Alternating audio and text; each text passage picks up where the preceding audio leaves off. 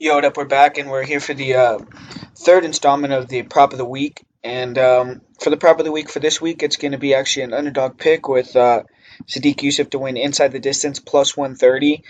My reasoning besides that, or because of that fight, is because I feel like Benitez, he's a Mexican. He's going to come to fight for sure. So he's going to come forward, and this is going to be a firefight for as long as it lasts. I don't feel like Benitez is going to, get hit and start trying to coast and, take a decision victory or anything like that. I really feel like if he loses, he's going to, get beat fair and square in there. He's going to get taken out. So that's why I'm going to pick as the prop of the week this week. Yusuf wins inside the distance. I do think it's going to be obviously by a knockout, which is a little bit better priced. It's plus 145, and he's never won by submission, Sadiq Yusuf. But the thing is, man, when it's underdog pick, and I think he's going to win inside the distance, I don't want him to drop him and sub him, and then I don't win any money. So I'm going to take the safe pick. I'm going to pick the inside the distance prop with Yusuf instead of the knockout prop, and that's going to be the prop of the week this week. But just like always, we're going to go over,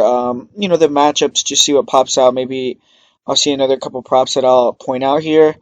And really for Dobson versus Mazo, I mean, I wouldn't play any of these, but I guess like sneaky plays, you could say potentially Mazo wins by KO TKO at plus 900. She does have a couple head kick knockouts. Maybe Dobson wins by KO. I mean, I feel like both of them could potentially knock each other out. I don't see a submission in there, and but I would say it probably goes to decision. And then minus 350, I wouldn't bet that. So yeah, I would just leave that fight alone. And this one, I was already kind of looking a little bit. And Davis by TKO, KO TKO is plus 769, which I think that's interesting. I feel like that's potentially a good play there. I know a lot of people are thinking that King is going to submit Davis, which is plus 265. So good odds if you actually do believe that's going to happen. And I did say on my video that I thought Davis was going to win in the third round, which is plus 1775. So I'm not going to play that bet. I probably won't even play the knockout play. But, I do think those are viable bets if you wanted to take a risk there. And then up next with Hannah Cyphers taking on Jody Escobar. And, you know, I really can't see any way that Escobar would get a finish in this fight. So I guess if you think she's gonna win, her winning by decision is plus 308. It's a little bit better than her regular odds, I guess. And then I guess if you wanted to, have another tricky type play, sneaky play that could potentially hit, Cyphers does have 5 knockouts, so plus 650 for a KO TKO for Cyphers could potentially hit there. And yeah, so here for with Bermudez, I know a lot of people, Manny has a lot of submissions, so plus 125 with Bermudez by submission, that could potentially be, a good play there as well. And for Casey Kenny, if he's going to win, he could win by knockout, which is plus 600. I'd be very surprised if he won by submission, but he has a black belt, and he could also win by decision, which is plus 255. So, you're getting a little bit of value there with Casey Kenny. And yeah, I mean, I wouldn't play the submission prop at plus 125, but if you really think he's going to catch him, then it is underdog odds there.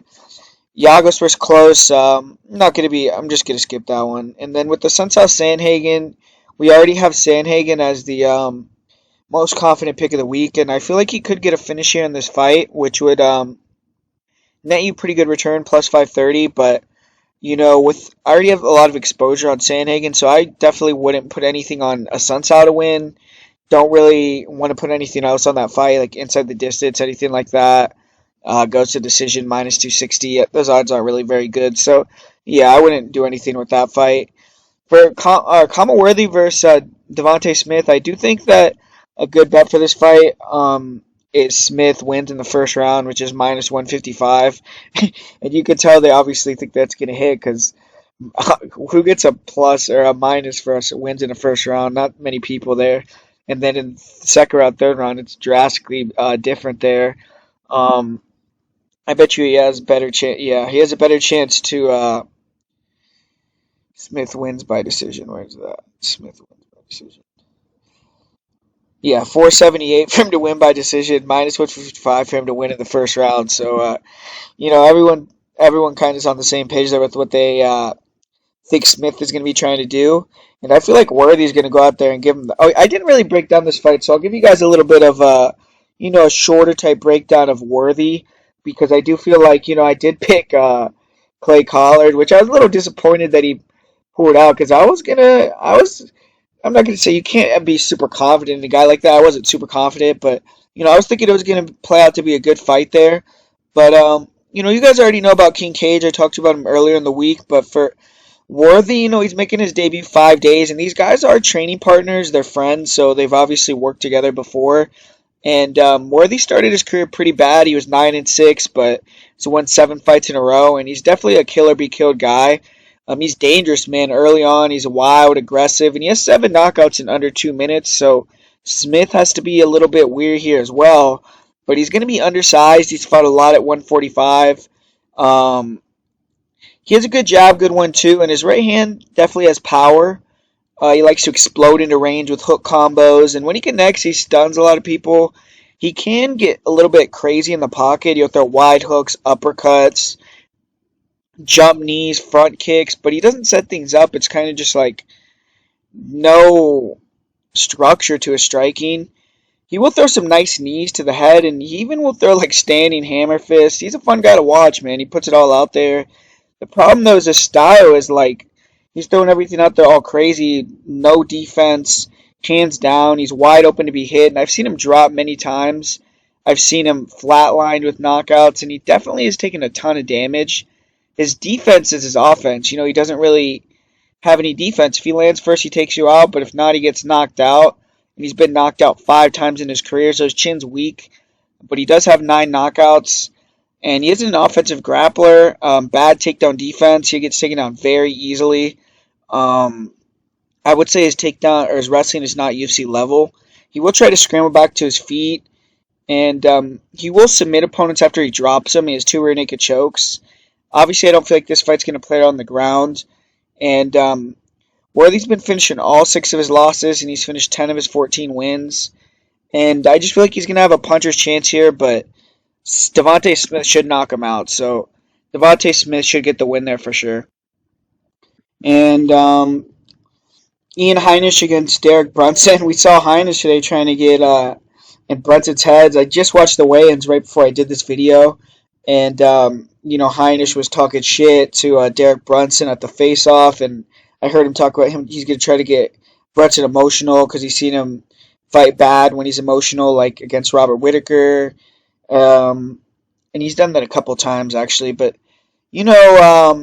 like I told you guys, a lot of people have a lot of confidence in Heinisch. So if you're very confident in him, I'm not going to try to sway you away from playing him inside the distance, playing him by decision, whatever you want to do.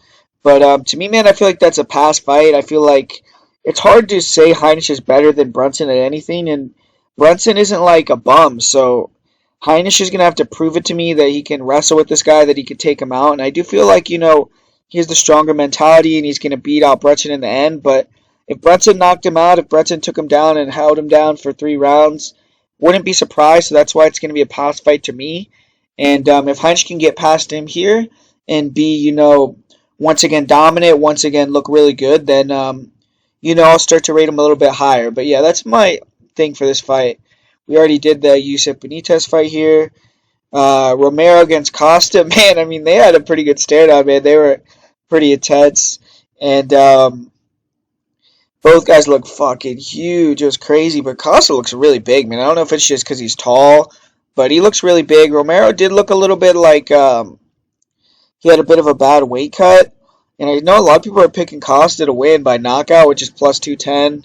Romero, which I picked inside the distance, plus 105. So not great odds there, really. And I guess to win in round 3, man, I mean, plus 975. He has the most third round finishes in the history of the UFC. So that's not a bad number to hit there. I mean, really. I might even, put like a half unit on that, to be honest with you. But we'll see what happens on that one. But yeah, I don't really have a great read on that fight, to be honest. And I'm here with Nate Diaz taking on Anthony Pettis. I saw Chiesa on TV talking about Diaz wins in the 3rd round. And, that's not a bad bet, plus 1,600. He is, always live to wear a guy down, beat him up like that. Pettis to win in the first round plus 700. I see some people picking that. Um, they say they're kind of this all similar. They kind of think that the likelihood of Pettis winning by knockout plus, I guess they have Nate winning inside the distance. They favor him a little bit more because he's plus 550, plus 550, where Pettis is plus 500 on the knockout, but plus 1095 on the submission. Um, yeah, I mean, I would be really surprised if Nate came out there and knocked him out like in the first round plus six. That would be shocking to me. I would think more plus 1600 in the first round, plus 600 in the third round, to be honest with you.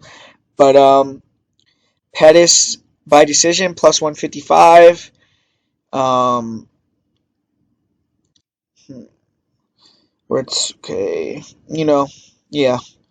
Next, Stipe against Daniel Cormier, and this one, I'm definitely not going to do any props for this fight because I'm struggling to pick a winner in this fight, man. I feel I already picked DC. I'm not going to switch the pick, but it's an interesting fight to me for sure. And yeah, so that's going to be the video. I'm just going to leave it at that. And so yeah, the prop of the week, Sodiq Yusuff inside the distance. Hopefully we can go 3-on-3 on the props of the week, and we could hit as well on the parlay for UFC 241. We already hit on the Dana White Contender Series pick, which they had Brock Weaver as the underdog, which is part of the parlay, which I was not expecting, and I would have told you guys, like, yo, go take that fool Tony Gravely out and just bet Brock Weaver, like, plus 140 or whatever he was, plus 110. I bet him plus 110, but I think he was plus 140 at the fight time. And, yeah, but I mean, they both won, so you got even more value there if you bet that parlay, so that's good. And don't know why they had Weaver as an underdog there. Kind of exactly what I said, where he broke him a little bit. But, yeah, so hopefully we can keep the mojo going, keep winning, and, yeah, I'll talk to you guys next week for the Dana White Contender Series.